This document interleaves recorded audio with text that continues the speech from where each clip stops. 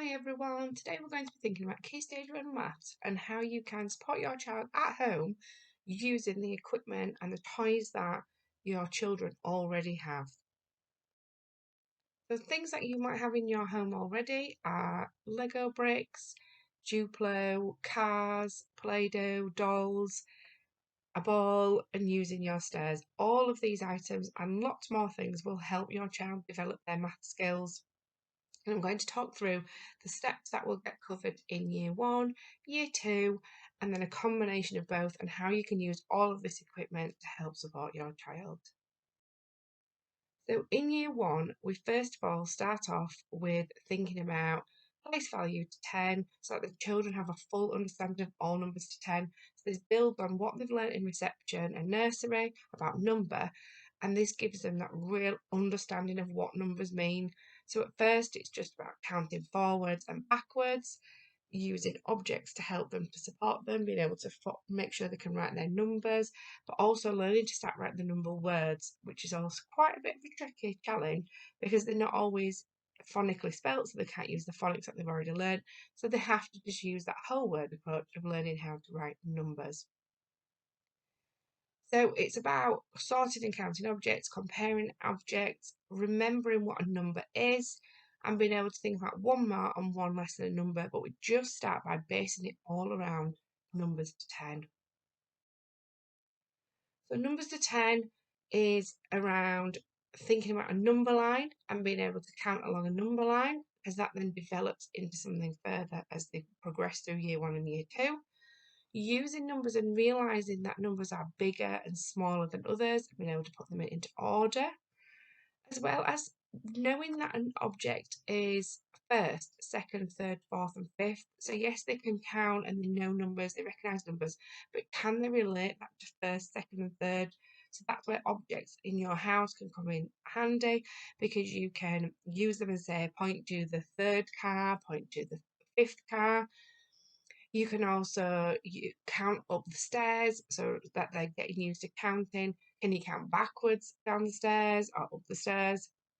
Using that equipment to help support them with the understanding of numbers to 10. Because once they've got that understanding of numbers to 10, we then start to look at bonds of numbers, which then really supports them as they move through school.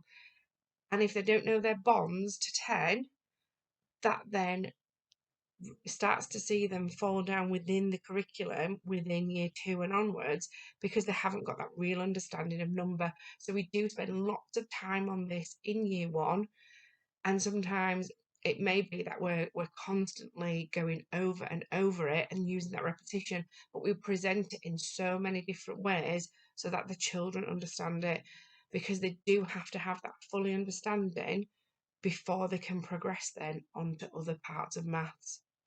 So at first it's learning about the part-whole model, but having that visual representation there for them, so they know that 5 is the whole, but there are 3 green apples and 2 red. So they know then that 3 and 2 makes 5. They can colour in the apples based on the whole. So having that visual, first of all, is always a good step. As well as we use counters, Numicon cubes. You could use the cars, Lego bricks, dolls, whatever your child is interested in. Use that within the home. So you could get 2 blue bricks and 3 yellow bricks. So 2 and 3 makes 5. Putting them together, then you know the whole. And we use lots of language as 2 is a part, 3 is a part, 5 is a whole. And again, we'll look at that a little bit further as we move on. So then they start to progress onto the cherry diagram where the numbers are represented. So they recognise that's a 3 and a 5. So they know 3 is a part, 5 is a part, and they know that 5 and 3 together makes 8 as the whole. We also look at that as 5 and 3 more. So they understand that we use tens frames, and on a 5, you can visually see it's 5, and then with 3, they can see it's 5 and 3 more, which makes 8. So again, using that equipment within your house, get 3 blue bricks, get 5 red bricks, 3 and 5 together make 8. We also represent that in a bar model. So the whole being 10, the part being 7, we've got a missing part this time. So as you can see, we can use it in different ways. It's not always about the whole being missing, but the part being missing as well. So if you said you had 10 as the whole, and you had 7 blue bricks to one side, and you had 3 yellow bricks left, the child would then know that the other part to make 10 is 3 because you've got 3 left. So like I say, using those equipment that you've got at home in different ways as well. So although we formally do it like this, you can use lots of equipment to pull them apart and put them together. Because this then builds on to completing the fact family, and we say that by using 3 numbers, a child can then build a fact family.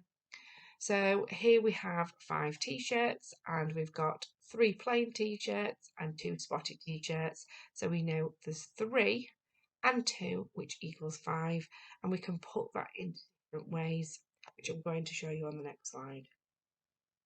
Using that knowledge of the fact family and thinking about the 3 numbers that we have, we can represent that into 8 different facts. So we know that a part and a part equals a whole equals a part and a part, a whole take away a part equals a part, and a part equals a whole take away a part. So by using those 3 numbers, we can make 8 facts. 2 for this one, 2 for that one, 2 for this one, and 2 for that one. And it does tend to be these 2, whether it's the subtraction ones, and in particular this one, where the children do struggle with. But we do lots of work on this, and again, we continue to do that into year 2 as well, as we use larger numbers. So we can represent it on a cherry diagram, we can represent it as a bar model, and we can write 8 facts about those 3 numbers. So again, in your home, getting the bricks and using 4 red bricks, 6 red bricks, okay, and seeing if they could put that fact family together just by using those bricks or cars, Play-Doh, whatever your child really likes, using that equipment and putting it into those 8 facts.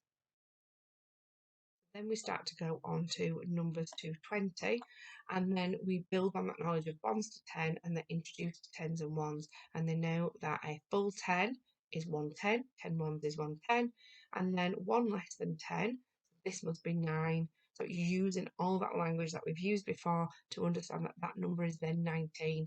Or we use the tens and ones, so we know 10 ones is 110 on a 10 stick, and we count up the ones, building then onto 110 and 6 ones equals 16, and then switching it around so that it's done in different ways so that the children are getting used to seeing it differently. But if they've got that full understanding, then they will be able to do this. So within the family home, if you say that 1 doll represents 10, there, and some bricks represent ones, that's how you can do it in the home. As long as that language is made clear and that 1 doll represents a 10 and the bricks represent the ones, then you can do that, okay? So using that equipment, we've done it with sticks before. We've got 10 sticks together and said that's 10, or said 1 stick it equals 10 sticks, and then using something else to represent the ones. So there are lots of ways that you can do that. Numbers to 50. So building again on from that tens and ones, children can then start to understand that 20 has 2 tens, 30 has 3 tens, and so on. Being able to use the tens and ones or the 10 frames and compare that the number against a pictorial version, being able to put numbers within 30 in order, so knowing that 36 is bigger than 32, because 6 is bigger than 2, so even though the tens aren't different, still knowing that they know 6 is bigger than 2, and then within that tens and 1 knowledge, knowing that 4 tens is bigger than 2 tens, and again, pictorial version using the sweets. But a misconception is often children will go 1, 2, 3 rather than counting 10, 20, 30 and then counting the ones as well. So it's just those misconceptions. So again, you could do lots of visual representations at home with the pictures of things, or saying an object is worth 10 and getting them to count in tens for that knowledge. And we are going to talk about counting in tens and twos later on, because that's something that we just embed all of the time throughout the maths curriculum. So then tens and ones up to 100. So as you can see, we start off to 10, make sure that's concrete, build it onto 20 where they're starting to use a 10. then up to 50, and then on to 100 to make sure that they've got that real good understanding of tens and ones within a number to 100. So using 100 square and recognising that 45 is 4 tens and 5 ones, using the beans, the tens and ones, and knowing how many tens and ones are in a number, as well as being able to say what number is bigger than another number. So we often use 100 squares to use this. They don't all have to know it by memory. Lots of children still need that visual representation, and 100 squares to help them with that. That then goes into year 2. So once they've got that knowledge up to 100, in year 2, we start to build on that year 1 knowledge of tens and ones. So knowing then that 72 is made up of 70, 7 tens, and 2. So we know the parts and the whole. So as you can see, we've brought that cherry diagram back in, but using that tens and ones knowledge, and then representing it on a tens and ones chart. So with the tens and ones, but also with the counters, of being able to represent the number sentences. Again, it goes back to that fact family and knowing about those facts, but knowing that 35 is made up of 30 and 5. Here we come back to the fact family. So like I said, it's knowing that 73 is made up of 70 and 3, but then being able to transfer that knowledge, and if they were given 73 as the whole and 61 as the part, is knowing that 12 is more added to 61 to make 73, and then within the bar model as well, and being able to represent that fact family. Okay, so now this is where it gets a little bit more complicated for them, but that understanding that 73 is made up of 61, so how many more tens and how many more ones do I need to find the other part? And that's where it goes right back to the beginning of year 1 about that real understanding of number bonds to 10. And that's why we go over it and over it, because we need to make sure those children understand that 1 and 2 make 3, 6 and 1 make 7, for this very reason, so that they know 6 tens and 1 10 make 7, and 1 and 2 make 3, because then they can build this fact family based upon that. Using also their bonds that they've learnt in year 1, as I've just talked about, is then being able to cross over a 10. So knowing that 17 add 5, they know that 7 and 3 make the 10, add the other 10, so that makes 20. Or they know 17 and 3 straight away is 20. And then they know there's 2 left because they've made 5 as 3 and 2 to make 22. It does seem quite complicated, and the children do often struggle with this, but again, this is really key for them moving into Key Stage 2, because they need to know that bond fact to be able to then move on and do some quite tricky challenges within maths. So again here, 6 add 7, they know to make 10 they would need 4 from 7, so then there's 3 left, so then it makes 13. And it would be the same with subtraction. So they know that 13, take away 3 would leave them with the 10, and then the 2 left to make the 8. But because they know that bond knowledge, they're able to do that. And again, you can use the equipment that you've got at home, so getting the cars out and doing 13, take away 5. So showing them, getting 13. Right, how are you going to get to 10? Well, we know that there's 3 to get to 10, so what's left? 2, so then it makes the 8. Using everything that you've got in your home can still do all of this, as well as that formal way as well. Then we'd move on to different methods. So they'd start to learn in year 2 how to add the tens and ones together. So it could be that they see it as a column like that, or as a column addition like this. But also children learn to draw the tens and ones to support them as well, because they're then able to count the 10 sticks and the 1 sticks to support that. Within Key Stage 1, we're constantly learning how to count in 2s, 5s, 10s, building this into the times tables. And then in year 2, building up to dividing by 2, 5 and 10. And in year 2, they do start to look at times tables for 3 as well. Looking at doubling numbers, odd and even numbers, thinking about fractions, halves, quarters and thirds, using money, so knowing what the coin and note values are, as well as being able to relate that to the add and subtraction, that facts that we've learned, and putting that into the money. being able to tell the time to o'clock, half past, and then build into quarter past and quarter to, and then 5 minutes, and then lots of things around problem solving and reasoning. So things you could do in terms of going up the stairs as well as counting is thinking about counting in twos. So going up the stairs and counting in twos, fives, tens, threes, coming down the stairs again, doing the same. It could be that you shout a number and that when they walk to the next step, they've got to double that number. Can they go up in odd or even numbers, starting from a particular number? It's not always starting from 0. It could be start at 23 and count up the stairs, start at 75 and go backwards, not walking down the stairs, counting backwards, but thinking of all those different ways that you can use that within the home. There are so many things you can do, throwing a ball to each other, saying the odd and even numbers, throwing the ball and saying double 7, and they've got to say what double 7 is, or again, practice counting in twos, fives, tens, and then onto your times tables. Fractions could be done through baking, through making fruit, vegetables, all those kind of things. I'm going to chop this apple in half. We're going to have a pizza. There's 4 of us. We're going to cut it into quarters.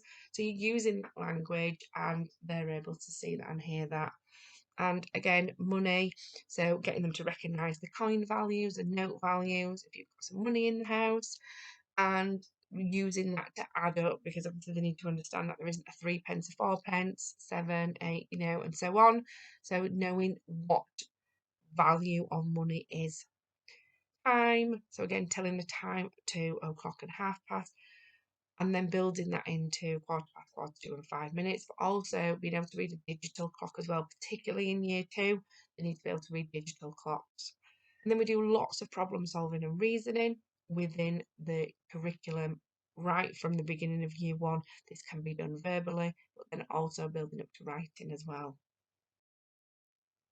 So some problem solving and reasoning questions could be asking them questions. How did you get that answer? How do you know you're right? And lots of children will just say, well, I just knew it.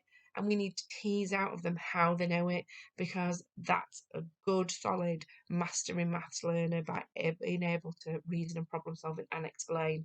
So here are some examples of what we might use in school. So we've got 10 plums in a bowl. Tom thinks there are 37 plums altogether. Do you agree? So are they able to visualise counting that that's 30 and actually that's only 5? So no, he's not right because there's only 35, those sorts of things. Sometimes it's simple as true or false, or if I count backwards, am I going to say a number? That kind of things. And just asking them, well, how did you know that? How did you get that answer? And making sure they try and explain that. And like I say, we do that right from the beginning of year 1. Ways to help at home, and I have gone through a few things that you can do that. Use your equipment in your home as much as possible. Yes, we use counters and Numicon, tens frames, Deans, but actually you can do exactly the same with the toys that the children have got at home, stairs, when you're out baking, out at the supermarket. You can constantly help with their maths, just recognising numbers and actually, oh, that bus is number 73. Can you tell me how many tens are in that number? Using that all of the time. There's numbers all around us. Making sure they've got that quick recall of bonds to 10, so not just number bonds to 10, thinking about, bonds to 6, 7, 8, 9, and so on, so that they can then build on that knowledge into 20 and 100, as I've shown you before. Getting children to understand tens and ones in numbers to 100, so knowing that 67 is 6 tens and 7 ones. Use your Numberbots and Times Tables Rockstars logins, and if you've not got that, please do see the class teacher, because that is really good understanding of what Numberbots is like, and it goes through everything that I've just discussed today, as well as Times Table Rockstars is that quick recall for times tables, and it should be set to what the children know. So in year 1 we do 2s, 5s and 10s, and in year 2 they do the same, but they do start to learn year 3 times tables of 3s as well. There's also a Top Marks website, which we do use quite a lot in school, and there are lots of games on there, but the children do love to play Hit the Button, and there's lots of number bonds and times tables on there. So thank you for listening and watching all about Key Stage 1 Maths. Hopefully I've covered quite a bit there and given you a few tips and hints for things that you can do at home. Any other questions, please do pop in and see the Key Stage 1 team. We'd be happy to help you. But you could take a few minutes to give some feedback. I'd be really, really grateful. Thank you.